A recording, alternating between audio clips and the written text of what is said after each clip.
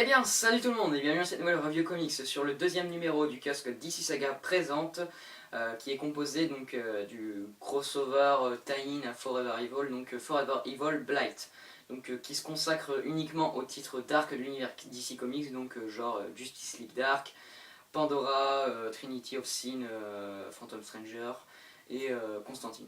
Voilà, donc vous retrouverez vraiment que les séries de ce genre-là dans le crossover Forever Evil Blight. Voilà, donc ça nous fait un numéro de 144 pages pour 5,90€, donc ça coûte un peu plus cher qu'un kiosque normal.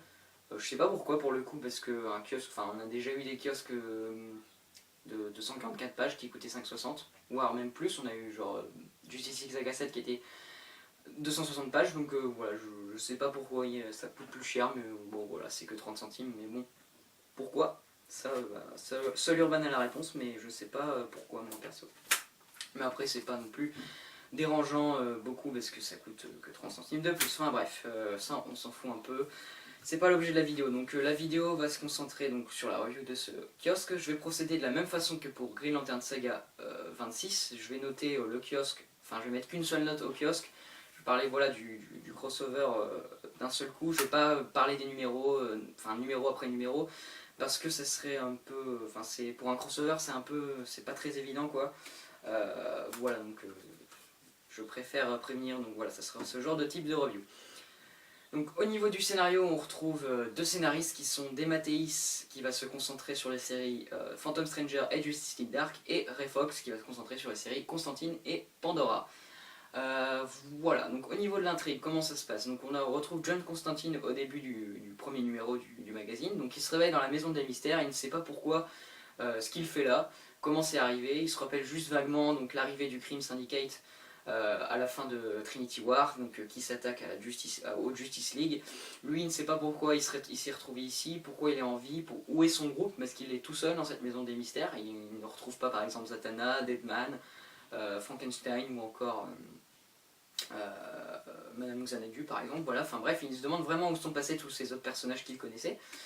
Et il va faire la rencontre d'un nouveau personnage qu'on n'avait pas encore vu. Enfin, apparemment il se connaissait, mais moi je l'avais pas encore rencontré, ce personnage qui s'appelle l'infirmière. L'infirmière. J'ai oublié son. L'infirmière infernale, voilà, j'avais oublié son deuxième titre, on va dire ça comme ça. Donc voilà, il va y avoir ce personnage qu'on va rencontrer, donc elle va, même si dans un premier temps ils vont se battre un peu, on va découvrir qu'elle veut l'aider, donc ils vont rencontrer aussi Swamp Thing, donc la créature de marée, qu'on avait vu vaguement. Bon, ils n'étaient pas trop en bonne entente, mais Swamp Thing c'est pareil, il va décider d'aider John Constantine, et ils vont dans un premier temps se mettre à la recherche de la trinité du péché, qui sont donc Phantom Stranger, The Question et Pandora. Sur les trois, il n'y en a que deux qui vont accepter de rejoindre Constantine, qui sont donc Phantom Stranger et Pandora. The Question, lui, va partir, parce que voilà, ça n'intéresse pas. Donc ils vont se retrouver à former un petit groupe, et ils vont découvrir une autre menace que le syndicat du crime sévit en ce moment, et cette menace, ils l'ont appelée l'ombre. C'est une espèce d'entité de fumée, en gros, voilà, qui s'appelle l'ombre. Et donc ils vont décider de l'affronter, et pour pouvoir retrouver le groupe de John Constantine, qui sont donc Zatanna et tous les autres. Voilà un peu leur objectif, donc ils veulent affronter cette entité. Sauf qu'entre temps, l'ombre va prendre possession du corps d'un personnage que Phantom Stranger connaissait. Je vous dis pas qui, vous verrez par vous-même, parce que ça se situe au milieu du kiosque, donc voilà, je préfère pas trop révéler non plus. Donc il va prendre possession de ce personnage. Donc ils vont l'affronter, bon ça va pas se passer comme prévu. Et voilà, bon c'est à peu près tout ce que je dis, je vais pas en dire trop non plus. Voilà, globalement c'est ça l'objectif de John Constantine et son groupe, c'est d'affronter cette autre menace qui est arrivée en même temps que le syndicat du crime, euh, donc après Trinity War. Donc globalement c'est plutôt bien écrit, j'ai une préférence pour les numéros écrits par Dematteis personnellement. Voilà, le numéro sur Constantine, donc écrit par Ray Fox, pour moi est moins bon. Mais ça reste quand même lisible, hein. C'est pas mauvais, mais c'est voilà, le moins bon, quoi, je dirais. Ouais, c'est une bonne histoire, les personnages sont plutôt bien écrits. Voilà, le John Constantine qu'on a l'habitude de voir depuis les New 52, donc il plaira pas aux fans de Hellblazer forcément, vu qu'il est un peu. il est différent quoi. Voilà, donc moi j'ai vraiment bien aimé. Le scénario est vraiment bien intéressant, c'est un bel accompagnement à Forever Evil, donc voilà, moi j'ai vraiment bien apprécié le scénario. Après c'est clairement, c'est pas non plus l'histoire du siècle, hein, vous attendez pas un truc de ouf, mais ça se laisse lire je trouve, voilà.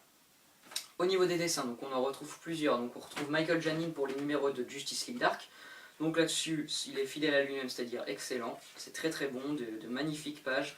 J'ai vraiment rien à dire, donc là sur cette page vous pouvez apercevoir l'espèce donc l'ombre qu'on aperçoit ici.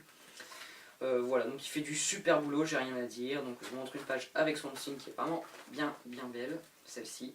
Voilà, donc du super boulot pour Michael Janin, le meilleur dessinateur sur le magazine, assurément.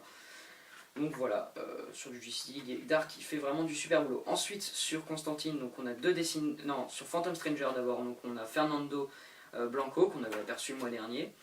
Donc c'est plutôt bon, c'est pas incroyablement beau, mais ça reste quand même du bon boulot je trouve, enfin moi ça m'a plutôt plu dans l'ensemble. Voilà, c'est quand même bien sympa quoi. D'autres pages, voilà. Donc du bon boulot aussi à ce niveau-là. Ensuite on passe au numéro de Constantine, donc qui est pour moi le moins beau et le moins bien écrit, je l'ai déjà dit, mais voilà aussi le moins beau. Donc au dessin c'est Asso et Ben Lobel. La partie de Asso est vraiment... je sais pas si on dit Asso ou Akko. Si vous voulez, son nom s'écrit A-C-O. Donc je sais pas si ça se dit Asso ou Akko. Enfin, bref. Donc bon, c'est vraiment pas très beau. C'est les moins beaux dessins, je trouve, sur le magazine. Après, Ben Lobel, c'est un peu plus beau quand même, je trouve. Voilà. Ensuite, on retrouve sur Pandora deux dessinateurs aussi, qui sont Francis Portela et Stas Johnson. Bon, c'est un peu plus beau que Constantine, mais c'est pareil, c'est pas non plus hyper beau, je trouve. Voilà, donc quand même des doubles pages assez cool, hein, mais c'est pareil, c'est pas du tout impressionnant outre mesure, c'est pas impressionnant exceptionnel, enfin c'est pas exceptionnel, voilà, j'arrivais pas à faire ma phrase. Donc voilà, j'ai rien de plus à dire. Voilà, globalement les dessins c'est sympa, la partie de Michael Janin est vraiment très belle, le reste bon, plutôt, enfin c'est bon, entre bon et moyen quoi. Donc voilà, donc ça sera tout hein, pour la review, bilan du magazine. C'est un bon magazine, donc je lui mettrai un 3,5 sur 5 personnellement. C'est un bon accompagnement comme je l'ai dit, c'est plutôt bien écrit, les dessins sont plutôt beaux dans l'ensemble, donc voilà. C'est clairement pas un indispensable, franchement c'est pas indispensable pour Forever Evil, loin de là. Vous pouvez lire Forever Evil, juste le mag Forever Evil, ça devrait suffire largement.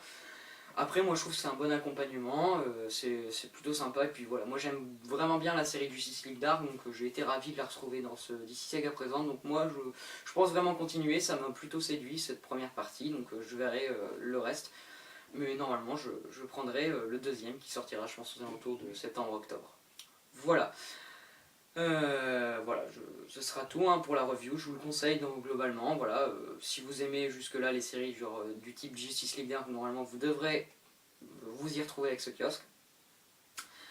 Donc voilà, je vous dis à la prochaine pour la review de Batman Saga 26, en attendant, prenez soin de vous et à plus tout le monde.